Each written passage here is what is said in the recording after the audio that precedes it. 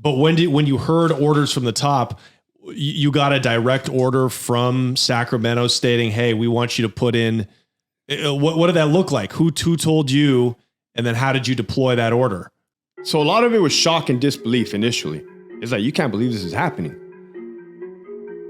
There is no communication between the higher ranks and the lower ranks in the California Department of Corrections. Coming from prior military, that is a huge issue. It can be in McDonald's. If the manager at McDonald's ain't talking to the cashier register, fucking money could go flying, fucking cheeseburgers can hit the ground. Like, this is prison. This is lives. So when somebody puts a piece of paper, hey, start mixing these two dudes, first thing I did was make extra copies of that paper, because I knew if I get sued down the line, or when I get sued down the line, I'm going to show them this and be like, look, you fucking assholes, you made me do this. Right. And you have no idea why this order is coming through.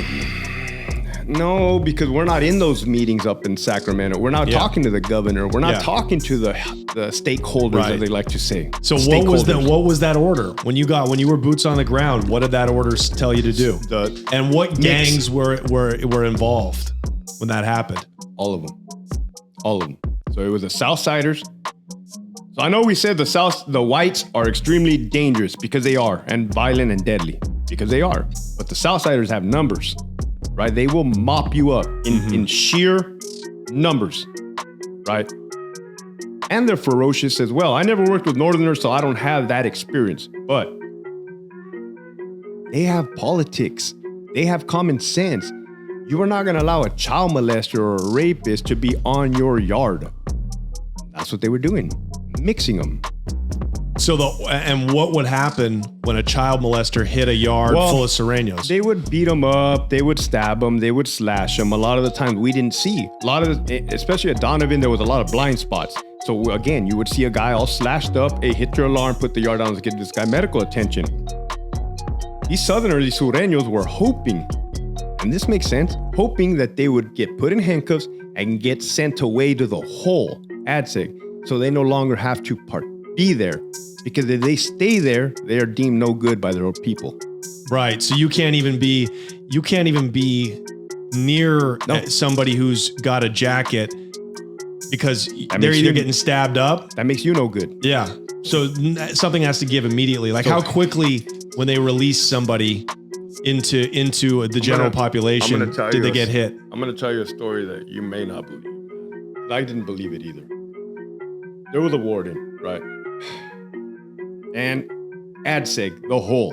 There was a previous SNY inmate. He got endorsed to go to Alpha Yard, which is general population. So you had a PC, get blessed by the warden and all the above. So why would a inmate in protective custody, an inmate I assume who has a sex crime or a dropout, sex crime, exactly, somebody who's a rat, somebody who's hot, somebody who's targeted, why would he ever want to go to the general population? No, he wouldn't. Yard? They forced him. That was the mixing that came from the top. He didn't want to go. He just have somebody knock on his cell door, roll up. You're going to Gen Pop. Well, bro, I saw some corruption, straight corruption, where this other warden, right? He's a warden of Mule Creek right now. He's like, hey, grab this guy as he is and drag his ass to the yard. Everybody's looking like, you're crazy. We don't do that. That stopped in the 90s. We just don't. That's illegal. You can't grab somebody against their will and drag them. That's excessive, unnecessary use of force. Do it. So they were more concerned about what Sacramento wanted them. They're yes men. Right. So they would rather, the fucked up thing about But tell us, finish this though. What happened?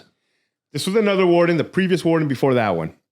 He says, take this guy as is to Alpha Yard. Well, he's in ADSEG, the whole, so he has a special little red jumpsuit on, like a paper jumpsuit. It's clear that he's in isolation. The two cops, not knowing any better, hey, is the warden telling me what to do? Grabs the inmate, let's go, get up. They walk to the gate. No sooner do they let him in, they start hitting him. Boom, boom, boom, boom, boom. Alarm goes down, stabbing him. Alarm goes down. They said, because I wasn't there, my friend told me, he was a lieutenant. The warden comes over, hey, who brought his ass like this in the red jumpsuit? And everybody's looking like, you did, sir. He's like, no, I didn't. These dudes get amnesia. They go back on their word. Mm-hmm. And this is why I'm so against that kind of stuff. Mm-hmm. So he goes back. My friend was a lieutenant. He's like, hey, guys, tell me what happened. Yeah, sir. Like, lieutenant, like the warden told us to bring him as is. There was an associate warder trying to kiss that warden's ass, calls and said, give me two names. Give me 2 names of officers that I can burn for doing and burn. He's like, burn. Wow. You want 2 names? How about your name and the warden's name? Right. If you ever fucking call over here like that again? Boom, and hung up. So, and when something like, were you ever given an order to bring? I mean, you were. Now, tell us about when they started. When you got that order. Tell us about how you transferred those prisoners from PC to Gen Pop and what happened. So it varied, right? Because I'm not a dummy, I'm not a robot, and I have common sense. Sometimes I would look out for the inmate, especially if I knew he was going to get mopped up. Yeah. I would say, hey, bro, just say that you're suicidal. Everybody else is saying they're suicidal around here. Use that card, right? Like I'm trying to give him an out.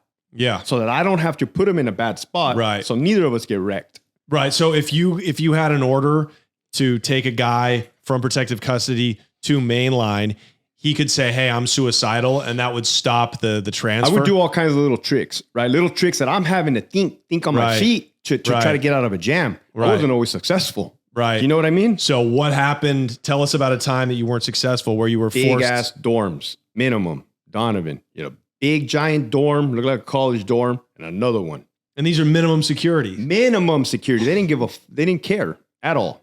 Minimum. I mean, they're inmates. They're following politics. Yeah. The politics overrule anything. So you're at the COs at these institutions are taking orders from Sacramento. Yep. And the gangbangers are taking orders from Pelican Bay. Yep. Oh my God. Yep. Okay. So tell us about the time in minimum first when you saw something kick off after you transferred. I was on the crisis response team, the SWAT team. Yeah. I was a lieutenant at the time. They gave me one of those 40 millimeters, one of those less lethal rounds with a satchel with rounds, right? And I'm pretty effective. Like I know how to handle myself with a weapon. We were staged. Why would we stage? Why would they stage the SWAT team? Because they knew what was going to happen. Right? Like, isn't that already like red flags or ring ding ding? Of course. Like, I could say this now. It was my job back then. So I'm just doing what I'm told and getting paid. Right. Right? You hear the radio. Okay, we're moving them. We're moving them from here. We're on the bus. Okay, now we're moving them to here. And who was this guy? Do you know what his crime was? Do you know what the guy's paperwork was? It was like 10 and 10. 10 we're going to go to this area. 10 we're going to go to this area. All people from protective custody. And are these child molesters, a mix of everybody? They weren't child molesters because there was a minimum yard. I believe there was a rule or you can't have a child molester, but they were definitely dropouts, protective custody. Right. Okay. Gotcha. All right. And these are mostly Latinos, Serranos, or yeah. Okay. Gotcha. So you had dorms that were full of general population. Yeah. You have 10 and 10 SNY PC inmates. We walk them in lines. We're waiting. We're staged. Waiting. We know it's going to kick off. And are you sweating? Like, are you like, man? Dude, I was in Iraq. Like, this is nothing for me. Especially if they're not attacking us. Did you kind of look forward to the action? Yes. Kind of broke the day up, right? I look forward to the action, but it didn't sit well with me, and I'm going to get to that right now. Okay. But tell us what happened. So it was well known throughout the prison, right? Everybody's monitoring the radios. We're coordinating it. Mm-hmm. You got dorm 1, dorm 2. And this is at a minimum. Minimum. Yeah. Level 1s. Level 1s, dude will be going home in 1 or 2 years. Right. Which in Oregon, this would be guys there for like DUIs, like almost where I'm from. I'm just trying to give a perspective to how chill it should be. I mean, fist fights. Yeah. Fights, there's fist fights all the time. But what did you see when you brought the PC inmates in? So we were waiting for it, just waiting for for it to kick off. And then you hear it. Center control, code 3, housing unit 21. Hit the alarm. Get down, get the fuck down, get down. Pop, pop, pop. Like, you just hear it cracking off, right? They were trained, they had to go this way. Short. And then as soon as we heard this one kick off, we shouldn't have went, but it didn't matter because they kicked off simultaneously. Wow. So 10 inmates in one dorm, 10 in the other one, both kicked off at the same time. Right? So they kicked off. Actually, this one kicked off. We respawned here. They had not kicked off yet. It was like a Mexican standoff. It was weird. They had their bags of property. The sharks are looking at the piranhas. Everybody's like tense, right? It's cracking off over here. I'm in there with a gun, with a 40 millimeter. Everybody's in there. We got black patches, so we look extra special and special force type. Yeah. And believe it or not, they didn't give 2 fucks. They kicked it off right then and there. What happened? What did they do? There was the dorm setting was so weird, dude. It's imagine a one floor here, then there was a small stairs to go down to a lower level and a higher level. So triple level. Yeah.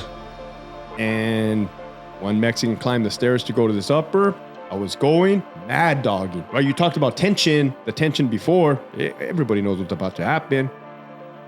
My friend remembers like they rushed them and he heard me say, "Here we go." Because he thought it was funny. Because I just said it cool, calm, like, "Here we go." And then boom, boom. It was a single launcher. So I'm shooting. Boom. What happened though? Tell us what the inmates did to the guys coming in from PC. There was one Mexican sitting on his lower bunk. They're looking. They fucking rushed. 3, 4, 5, rush. Boom, start fighting this dude. Other dudes, but this is me focused on my corner of the pie. They were kicking it off behind me too, over there. You had dudes running from the other end of the dorm, through the shower area, through coming to get theirs. So 7 on 1, 10 on 1, 12 on 1. Just gang beating them, down. Yeah, but when you get so many people beating up one dude, they're not. You start hitting themselves. Correct. Yeah. So it's almost a good thing in a way. Yeah. So then here I come, blasting. Like, yeah. We're blasting, we're pepper spraying, we're shooting, boom, boom, boom. Sometimes it's effective, sometimes it's not. And yeah, I was hitting him in the leg and in the ass. Mm-hmm. Right? Kind of learned throughout your experience. I mean, those things will kill somebody if you hit them in the head. Yeah. For sure. Yeah. And we quell it. Yeah. We put them in restraints. Yeah. This is the crazy part. They get those individuals, they take them outside. The conversation that was had outside was, we are going to take off these restraints, we're going to walk you back in there, and we're going to keep doing this all night long until you guys get tired. So. And what did they do with the guy that just got beat up? He was part of the one sitting outside. So, hey, we're going to do exactly what I just said. So they start coming back in. Me and my other homie, because we were 2 lieutenants, we're like, what the fuck did they just say out there? Like, hey, that they're going to cut off the restraints and bring them back in here and do it all over. We're like, both at the same time, because he was a Marine, I was in the Army. We're like, dude, that's fucking stupid. Like, I mean, she's like, dude, that's fucking stupid. And I'm like, yeah, that's fucking stupid. Because, hey, man, now what are we doing? What are we doing initially? And now what are we doing? This is not fucking cool. Everybody is now in a bad spot. So I didn't feel, you asked me if I was looking forward to the action. Yeah, because I was a lieutenant and I thought my days of shooting were over.